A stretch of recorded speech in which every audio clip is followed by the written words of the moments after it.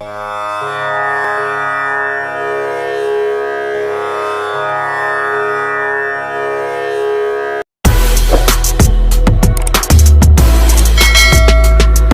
சாய்ராம். ஸ்ரீ சாய் சத்சரிதம். இன்றைய அத்தியாயம் 50.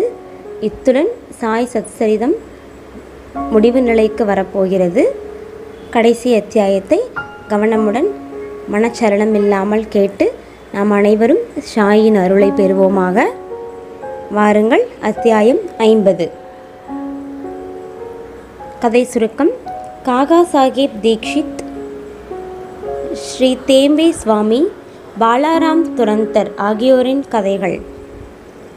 சத்சரிதம் மூல நூலில் 50வது அத்தியாயத்தின் மையப்பொருள் 39வது அத்தியாயத்தில் உள்ள அதே மையப்பொருளை பற்றியது. ஆதலால் இந்த அத்தியாயத்துடனேயே இணைக்கப்பட்டிருக்கிறது. இப்போது 51வது அத்தியாயம் இங்கே 50ஆம் அத்தியாயமாக எடுத்துக்கொள்ளப்படுகிறது. இந்த அத்தியாயம் காகா சாஹேப் தீக்ஷித், தேம்பே சுவாமி, பாலாராம் துரந்தர் ஆகியோரின் கதைகளை கூறுகிறது. முன்னுரை. பக்தர்களின் மூலாதாரமும் சத்குருவும் கீதையை விளக்குபவரும் நமக்கு எல்லா ஆற்றல்களையும் கொடுப்பவருமான சாய்க்கு ஜெயம் உண்டாகட்டும். ஓ சாய், எங்களுக்கு அனுகூலம் செய்து ஆசீர்வதியுங்கள். மலையகிரியில், அதாவது இந்தியாவில் வளரும் சந்தன மரங்கள் உஷ்ணத்தை போக்குகின்றன. மேகங்கள் மழை நீரை பொழிந்து மக்களை குளிர்வித்து புத்துணர்வூட்டுகின்றன. வசந்த காலத்தில் மலர்கள் மலர்ந்து அவைகளால் நாம் கடவுளை வழிபட வகை செய்கின்றன. அதுபோலவே சாய்பாபாவின் கதைகள் பயில்வோருக்கு சாந்தியையும் சௌகரியத்தையும் அளிக்க முன் வருகின்றன. பாபாவின் கதைகளை எடுத்து கூறுவோர், அதை கேட்போர் இருபாலரும் மற்றும் முன்னவர்களின் வாக்கும் பின்னவர்களின் காதுகளும் ஆசிர்வதிக்கப்பட்டு புனிதம் அடைகின்றன. நூற்றுக்கணக்கான பயிற்சிகளையும் செயல்முறைகளையும் நாம் கடைபிடித்தும் ஒரு சத்குரு அவதம் அருளால் நம்மை ஆசிர்வதித்தால் அன்றி நாம் ஆன்மீக லட்சியத்தை அடைய மாட்டோம். இந்த வாக்கிற்கு எடுத்துக்காட்டாக பின்வரும் கதையினை கேளுங்கள். காகா சாஹேப் தீக்ஷித் 1864 1926. ஹரி சித்தாராம் என்னும் காகா சாஹேப் தீக்ஷித் 1864 வத்நாகர நகர், காண்ட்வாவில் பிராமண குடும்பத்தில் அவதரித்தார். அவர் ஆரம்ப கல்வி காண்ட்வா, ஹிங்கான்காட் என்னும் ஊர்களிலும் நடுத்தர கல்வி நாக்பூரிலும் பயின்றார். மேற்படிப்புக்காக பம்பாய் வந்து வில்சன் கல்லூரியில் முதலிலும் பின்னர் எல்பின்ஸ்டல் கல்லூரியிலும் பயின்றார். 1883 பட்டம் பெற்ற பிறகு அவர் LLBயிலும் வக்கீல் பரீட்சையிலும் தேறி அரசு தரப்பு வக்கீல்களின் லிட்டில் அண்ட் கம்பெனி என்ற நிறுவனத்தில் பணியாற்றிவிட்டு சிறிது காலத்திற்கு பின் தாமே சொந்தமாக வழக்குரை அறிஞர்கள் நிறுவனத்தை தொடங்கினார். 1909ஆம் ஆண்டுக்கு முன்னர் சாய்பாபாவின் பெயர் காகா சாஹேப் தீக்ஷித்திற்கு தெரியாமல் இருந்தது. ஆனால் அதற்கு பின் அவர் பாபாவின் ஒரு பெரும் பக்தராக ஆனார். லோனாவாலாவில் தங்கியிருந்த போது தனது பழைய நண்பரான நானா சாஹேப் சந்தோர்கரை சந்திக்க நேர்ந்தது. பல விஷயங்களை பற்றி பேசுவதில் இருவரும் சிறிது நேரத்தை செலவழித்தனர். காகா சாஹேப் தாம் லண்டனில் ஒரு ட்ரெயினில் போய்கொண்டிருக்கும் போது எங்கனும் ஒரு விபத்து நேரிட்டு தனது பாதம் நழுவி காயமடைந்தார் என்று அவருக்கு விளக்கினார். நூற்றுக்கணக்கான சிகிச்சைகள் செய்தும் எதுவும் அவருக்கு பலனை அளிக்கவில்லை. நானா சாஹேப் அவரிடம் அவர்தம் காலின் ஊனத்தையும் வலியையும் நீக்கிக் கொள்ள விரும்பினால் தனது சத்குரு சாய்பாபாவிடம் செல்ல வேண்டும் என்றார். மேலும் சாய்பாபாவை பற்றிய முழு விபரத்தையும் அவர் காகாவுக்கு கொடுத்து, சாய்பாபாவின் மகா வாக்கியமான எனது மக்களை நெடுந்தொலைவிலிருந்தும் 7 கடலுக்கு அப்பாலிருந்தும் கூட குருவியின் காலில் நூலை கட்டி இழுப்பதை போன்று இழுக்கிறேன் என்பதை கூறினார். பாபாவின் ஆளாய் இல்லாவிடில் அவர் பாபாவால் கவரப்பட மாட்டார் என்பதையும் தரிசனம் அளிக்கப்பட மாட்டார் என்பதையும் அவர் தெளிவாக்கினார். இவைகளையெல்லாம் கேட்க காகா சாஹேப்புக்கு மகிழ்வுண்டாயிற்று. தாம் பாபாவிடம் போவதாகவும் அவரை தரிசித்து பிரார்த்தித்து கால் ஊனத்தை அவ்வளவாக குணமாக்காவிடினும் ஊனமான ஓடித்திரியும் மனத்தை ஒழுங்காக குணப்படுத்தி தமக்கு எல்லையற்ற பேரின்பத்தை நல்கும்படியும் வேண்டிக்கொள்ள போவதாகவும் கூறினார். சில நாட்களுக்கு பிறகு பம்பாய் கீழ் சட்டசபையில் தமக்கு ஒரு இடம் கிடைப்பதற்காக ஓட்டுக்கள் பெறும் நோக்குடன் அகமத் நகர் சென்று சர்தார் காகா சாஹிப் மீரிக்கருடன் தங்கினார். காகா சாஹிப் மீரிக்கருடைய புதல்வரான பாலா சாஹிப் மீரிக்கர் என்னும் கோபர்காவனின் மம்லத்தார் அச்சமயத்தில் அகமத் நகருக்கு அவ்விடத்தில் நடைபெற்ற குதிரை கண்காட்சியை காணும் பொருட்டு வந்தார். தேர்தல் வேலை முடிந்ததும் காகா சாஹிப் தீக்ஷித் ஷீரடி செல்ல விரும்பினார். தந்தையும் மகனும் ஆகிய இரு மீரிக்கர்களும் அவருடன் அனுப்புவதற்கு ஒரு தகுதியான ஒழுங்கான வழிகாட்டியாக யாரை அனுப்பலாம் என்று தங்கள் இல்லத்தில் யோசித்து கொண்டிருந்தனர். ஷீரடியில் சாய்பாபா அவரின் வரவேற்புக்கான ஏற்பாடுகளை செய்து கொண்டிருந்தார். ஷாமாவுக்கு அவரின் மாமனாரிடமிருந்து ஷாமாவின் மாமியார் தீவிரமாக காய்ச்சலாக இருப்பதையும் ஷாமா தனது மனைவியுடன் அவளை காண அகமத் நகர் வர வேண்டும் என்றும் ஒரு தந்தி வந்தது. ஷாமா பாபாவின் அனுமதியுடன் அங்கு வந்து தனது மாமியார் முன்னைவிட இப்போது நலமாகி வருவதை கண்டார். நானா சாஹேப் பான்சேயும் அப்பா சாஹேப் கத்ரேயும் அவர்கள் குதிரை கண்காட்சிக்கு போகும் வழியில் ஷாமாவை கண்டு அவரை மீரிக்கரின் வீட்டுக்கு சென்று காகா சாஹேப் தீக்ஷித்தை பார்த்து ஷீரடிக்கு அவரையும் உடனழைத்து செல்லும்படி கூறினார்கள். காகா சாஹேப் தீக்ஷித்திற்கும் மீரிக்கர்களுக்கும் கூட ஷாமாவின் வருகை தெரிவிக்கப்பட்டது. மாலையில் ஷாமா மீரிக்கர்களிடம் வந்தார். அவர்கள் காகா சாஹேப் தீக்ஷித்திற்கு அறிமுகப்படுத்தினர். ஷாமா காகா சாஹேப் தீக்ஷித்தின் இரவு 10 மணி ரயில் வண்டியில் கோபர்காவனுக்கு செல்வது என ஏற்பாடு செய்யப்பட்டது. இது முடிவானதும் ஒரு விசித்திர நிகழ்ச்சி நடைபெற்றது. பாலா சாஹேப் மீரிக்கர் பாபாவின் படத்தின் மீது இருந்த திரையை அகற்றிவிட்டு அதை காகா சாஹேப் தீக்ஷித்திற்கு காண்பித்தார். யாரை பார்க்க ஷீரடிக்கு போகிறாயோ அவர் அவ்விடத்திலேயே தமது சித்திர ரூபத்தில் வரவேற்க இருந்ததைக் கண்டு அவர் ஆச்சரியப்பட்டார். அவர் மிகவும் மனமுருகி படத்தின் முன் வீழ்ந்து பணிந்தார். அப்படம் மேகாவுடையது. அதன் மேல் உள்ள கண்ணாடி உடைந்து விட்டதால் பழுது பார்க்க அது மீரிக்கர்களிடம் அனுப்பப்பட்டிருந்தது. தேவையானபடி பழுது பார்க்கப்பட்டு விட்டபடியால் படத்தை இப்போது ஷாமாவிடமும் காகா சாஹேப்புடனும் அனுப்புவது என்று தீர்மானிக்கப்பட்டது. 10 மணிக்கு முன்னரே அவர்கள் ரயில் நிலையத்திற்கு சென்று நுழைவு சீட்டு வாங்கி கொண்டனர். ஆனால் வண்டி வந்ததும் 2ஆம் வகுப்பு மிகவும் கூட்டமாக இருப்பதையும் அவர்களுக்கு இடம் இல்லாமல் இருப்பதையும் அறிந்தனர். அதிர்ஷ்டவசமாக அந்த வண்டியின் கார்டு காகா சாஹேப்பின் நண்பராக இருந்தார். அவர்களை முதல் வகுப்பில் அமர்த்தினார். இவ்வாறாக அவர்கள் சௌக்கியமாக பிரயாணம் செய்து கோபர்காவனில் இறங்கினார்கள். ஷீரடிக்கு செல்ல நானா சாஹேப் சந்தோர்கரும் அங்கு வந்திருப்பதை அவர்கள் கண்டபோது அவர்களின் மகிழ்ச்சிக்கு எல்லையில்லை. காகா சாஹேப்பும் நானா சாஹேப்பும் ஒருவரை ஒருவர் கட்டித் தழுவிக் கொண்டனர். பிறகு புனித கோதாவரியில் நீராடிய பின்னர் அவர்கள் ஷீரடிக்கு புறப்பட்டனர். அங்கு போய் சேர்ந்து பாபாவின் தரிசனத்தை பெற்றவுடன் காகா சாஹேப்பின் மனது உருகியது. அவர் கண்கள் குளமாயின. அவர் மகிழ்ச்சி பெருக்கில் மூழ்கடிக்கப்பட்டார்.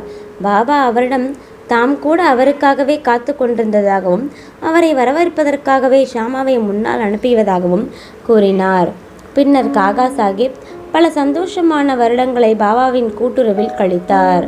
ஷீரடியில் அவர் ஒரு வாதா என்கிற சத்திரம் கட்டினார். ஏறக்குறைய அதையே நிரந்தர வாசஸ்தலமாக ஆக்கி கொண்டார். பாபாவிடமிருந்து அவர் பெற்ற அனுபவங்கள் எண்ணற்றவை ஆதலால் அவைகளை எல்லாம் கூறுவதற்கு இங்கு இடமில்லை. இது குறித்து சாய்லீலா சஞ்சிகை காகா சாஹேப் தீக்ஷித் சிறப்பு மலரை பார்க்குமாறு வாசகர்கள் கேட்டுக்கொள்ளப்படுகிறீர்கள். ஒரே ஒரு உண்மையை கூறி இந்த விஷயத்தை முடித்துக் கொள்கிறோம். பாபா அவரை நான் உன்னை புஷ்பக விமானத்தில் எடுத்து செல்கிறேன் என்று கூறியிருந்தார். அதாவது மகிழ்வான மரணத்தை அவருக்கு கொடுத்தல். இது உண்மையாயிற்று. 1926ஆம் வருடம் ஜூலை மாதம் 5ஆம் தேதி அவர் ஹேமத் பந்துடன் ரயிலில் செல்லும் போது சாய்பாபாவை பற்றி பேசிக் கொண்டிருந்தார். அவர் நினைவிலேயே ஆழ்ந்திருந்தார். திடீரென தனது கழுத்தை ஹேமத் பந்தின் தோள்களில் சாய்த்து எவ்வித வலியோ அசௌகரியமோ இன்றி காலமானார். 2. ஸ்ரீ தேம்பே சுவாமி. ஞானிகள் ஒருவருக்கொருவர் சகோதர பாசத்துடன் எங்கனம் நேசித்துக் கொள்கிறார்கள் என்பதை விளக்கும் அடுத்த கதைக்கு வருவோம். ஸ்ரீ வாசுதேவானந்த் சரஸ்வதி என்ற தேம்பே சுவாமி என்பார் ஒருமுறை ஆந்திராவில் கோதாவரி கரையில் உள்ள ராஜமகேந்திரியில் வந்து தங்கியிருந்தார். அவர் பக்தியும் வைதீகமும் உடைய ஞானியாகவும் யோகியாகவும் இறைவனாகிய தத்தாத்திரேயரின் பக்தருமாக விளங்கி வந்தார். நிஜாம் ராஜ்யத்தைச் சேர்ந்த நாந்தேட் நகரின் வக்கீலான ஸ்ரீ புண்டலிக் ராவ் என்பவர் சில நண்பர்களுடன் அவரை காண சென்றிருந்தார். அவர்கள் அவருடன் பேசிக் கொண்டிருந்த போது ஷீரடி சாய்பாபா முதலிய பெயர்கள் தற்செயலாக அப்பேச்சின் போது கூறப்பட்டன. பாபாவின் பெயரை கேட்டதும் சுவாமி கைகளால் வணங்கி ஒரு தேங்காயை எடுத்து அதை புண்டலிக் ராவிடம் கொடுத்து, என் வணக்கங்களுடன் சகோதரர் சாயிடம் இதை சமர்ப்பித்து விடுங்கள், என்னை மறந்துவிடாமல் என்மேல் அன்புடன் இருக்க சொல்லுங்கள் என்றார். மேலும் சுவாமிகள் பொதுவாக யாரையும் வணங்குவதில்லை, ஆனால் இவ்விஷயத்தில் இந்த விதிவிலக்கு செய்யப்பட வேண்டும் என்று கூறினார். புண்டலிக் ராவ் தேங்காயையும் செய்தியையும் பாபாவிடம் எடுத்துச் செல்ல சம்மதித்தார். பாபாவை சகோதரன் என்று இந்த சுவாமி அழைப்பது சரியே, ஏனெனில் அவருடைய வைதிக சம்பிரதாயப்படி அக்னிஹோத்திரம் என்ற புனித நெருப்பை இரவும் பகலும் அவர் காத்து வந்ததைப் போலவே பாபாவும் தமது அக்னிஹோத்திரத்தை, அதாவது துணியை, மசூதியில் எப்போதும் எரியவிட்டு கொண்டிருந்தார். ஒரு மாதத்திற்கு பின்னர் புண்டலிக் ராவும் மற்றவர்களும் தேங்காயுடன் ஷீரடிக்கு புறப்பட்டு மண்மாடை வந்தடைந்தனர். தாகமாக இருந்ததால் ஒரு ஓடைக்கு தண்ணீர் பருகச் சென்றனர். வெறும் வயிற்றில் தண்ணீர் குளிக்க கூடாதாகையால் கொஞ்சம் சிவடா என்ற காரம் கலந்த அவளை சிற்றுண்டியாக உட்கொண்டனர். அது அதிக காரமாக இருந்ததால் யாரோ ஒருவர் தேங்காயை உடைத்து தேங்காய் பூவை அதனுடன் கலந்து விடலாம் என்று கூறி அதே போல் செய்தும் விட்டார். சிவடாவை அதிக சுவையுள்ளதாகவும் நாவுக்கு ருசியுள்ளதாகவும் செய்து கொண்டனர். துரதிருஷ்டவசமாக அந்த தேங்காய் புண்டலிக் ராவிடம் ஒப்படைக்கப்பட்ட தேங்காயாக இருந்தது. அவர்கள் ஷீரடியை நெருங்கியதும் புண்டலிக் ராவ் தம்மிடம் ஒப்படைக்கப்பட்ட பொருளாகிய தேங்காய் உடைக்கப்பட்டு உபயோகப்படுத்தப்பட்டு விட்டது என்பதை வெகு வருத்தத்துடன் அறிந்தார். பயந்து நடுங்கிக் கொண்டு ஷீரடிக்கு வந்து சாய்பாபாவை பார்த்தார். பாபா முன்னமேயே தேம்பே சுவாமி தேங்காய் அனுப்பியுள்ள கம்பி இல்லாத தந்தியின் செய்தியை பெற்றுவிட்டார். பாபா தாமாகவே தமது சகோதரன் கொடுத்தனுப்பியுள்ள பொருளை முதலில் கொடுக்கும்படி புண்டலிக் ராவிடம் கேட்டார். அவர் பாபாவின் பாதங்களை பிடித்து கொண்டு தமது குற்றத்தையும் கவனமின்மையையும் கூறி மனம் வருந்தி பாபாவின் மன்னிப்பை வேண்டினார். மற்றொரு தேங்காயை அதற்கு பதிலாக கொடுத்து விடுவதாக கூறினார். ஆனால் அத்தேங்காய்க்கு இணையாக வேறொன்றை ஈடு செய்ய முடியாது என்றும், சாதாரண காயை காட்டிலும் பல மடங்கு அது உயர்ந்தது என்றும் கூறி பாபா அதை பெறுவதற்கு மறுத்துவிட்டார். மேலும் பாபா கூறினார், இனிமேல் இவ்விஷயத்தை பற்றி நீ கவலை கொள்ள தேவையில்லை. எனது விருப்பத்தின் காரணமாகவே தேங்காய் உன்னிடம் ஒப்படைக்கப்பட்டு முடிவில் உடைக்கப்பட்டு விட்டது. செயல்களின் கர்த்தாவாக உன்னையே ஏன் நீ ஆக்கிக்கொள்கிறாய்? நற்கர்மங்களையோ அல்லது தீய செயல்களையோ செய்யும் கர்த்தாவாக உன்னை நீயே எண்ணிக்கொள்ளும் உணர்வை அனுமதிக்காதே. எல்லாவற்றிலும் முழுமையாக அகங்காரம் அற்று இரு. அதனால் உனது ஆன்மீக முன்னேற்றம் துரிதம் அடையும் என்றார். எத்தகைய அழகிய ஆன்மீக போதனையை இந்நிகழ்ச்சியின் மூலம் பாபா உணர்த்தி இருக்கிறார். 3. பாலாராம் துரந்தர் 1878 1925 வரை. பாலாராம் துரந்தர் பம்பாய் சந்தா குருஸை சேர்ந்த பதாரே பிரபு இனத்தைச் சேர்ந்தவர். அவர் பம்பாய் ஹைகோர்ட்டின் வக்கீலாகவும் சிறிது காலம் பம்பாய் அரசாங்க சட்டப்பள்ளியின் தலைவராகவும் பணியாற்றினார். துரந்தர் குடும்பம் முழுவதுமே தெய்வ பக்தியும் மத உணர்வும் கொண்டது. பாலாராம் தனது இனத்தாருக்கு சேவை செய்தார். அதை பற்றி ஒரு கட்டுரையை எழுதி அதை பதிப்பித்தார். பின்னர் அவர் ஆன்மீக மத விஷயங்களுக்கு திரும்பினார். கீதையையும் அதற்கான வியாக்கியானமான ஞானேஸ்வரியையும் மற்ற தத்துவ நூல்களையும் நுண்ணியல் கோட்பாட்டு நூல்களையும் ஆழ்ந்து படித்தார். அவர் பண்டரிபுரத்து விட்டோபாவின் பக்தர். பாபாவுடன் 1912 தொடர்பு கொண்டார். அதற்கு 6 மாதங்களுக்கு முன் பாபுல்ஜி வாமன்ராவ் என்ற அவரின் 2 சகோதரர்களும் ஷீரடிக்கு வந்து பாபாவின் தரிசனத்தை பெற்றனர். வீடு திரும்பி அவர்களின் இனிய அனுபவங்களை பாலாராமுக்கும் குடும்பத்தினருக்கும் எடுத்துரைத்தனர். அதன் பின்னர் அவர்கள் எல்லோரும் சாய்பாபாவை தரிசிக்க தீர்மானித்தார்கள். அவர்கள் ஷீரடிக்கு வரும் முன்னரே பாபா வெளிப்படையாக, இன்று எனது தர்பாரைச் சேர்ந்த பெரும்பாலானோர் வருகிறார்கள் என உரைத்தார். துரந்தர் சகோதரர்கள் முன்கூட்டியே செய்தி ஏதும் அனுப்பவில்லை. ஆதலால் மற்றவர்களிடமிருந்து பாபா கூறிய இக்குறிப்பை கேட்டு ஆச்சரியமடைந்தார். மற்றவர்கள் எல்லோரும் பாபாவின் முன் வீழ்ந்து வணங்கி அவருடன் உரையாடி கொண்டிருந்தனர். பாபா அவர்களிடம், நான் முன்னரே குறிப்பிட்ட எனது தர்பார் மக்கள் இவர்களே என கூறி துரந்தர் சகோதரர்களிடம், கடந்த 60 தலைமுறைகளாக நாம் ஒருவரோடொருவர் உறவு பூண்டு இருக்கிறோம் என்றார். அச்சகோதரர்கள் எல்லோரும் எளிமையுடனும் பணிவுடனும் உற்று பார்த்த வண்ணம் நின்றிருந்தனர். கண்ணீர், தொண்டையடைத்தல், மயிர்கூச்செய்தல் முதலான எல்லா சத்துவ உணர்வுகளும் அவர்களை உருக்கின. அவர்கள் எல்லோரும் மகிழ்ச்சியடைந்தனர். பின்னர் அவர்கள் தங்களது இருப்பிடத்திற்கு சென்று உணவு உட்கொண்டு சிறிது களைப்பாறை விட்டு மீண்டும் மசூதிக்கு வந்தனர். பாபாவுக்கு பாலாராம் அமர்ந்து அவரது கால்களை பிடித்து விட்டு கொண்டிருந்தார். செல்லும் என்று மட்குழாயில் புகைப்பிடித்து கொண்டிருந்த பாபா அதை அவரிடம் நீட்டி புகைப்பிடிக்குமாறு அழைத்தார். புகைப்பிடித்து வழக்கமில்லை எனினும் பாபாராம் அக்குழாயை வாங்கி கொண்டு பெருஞ்சிரமத்துடன் புகைப்பிடித்துவிட்டு பக்தியுடன் வணங்கி அதை திருப்பி அழைத்தார். பாலாராமுக்கு இதுவே மிக மிக புனிதமான நேரம்.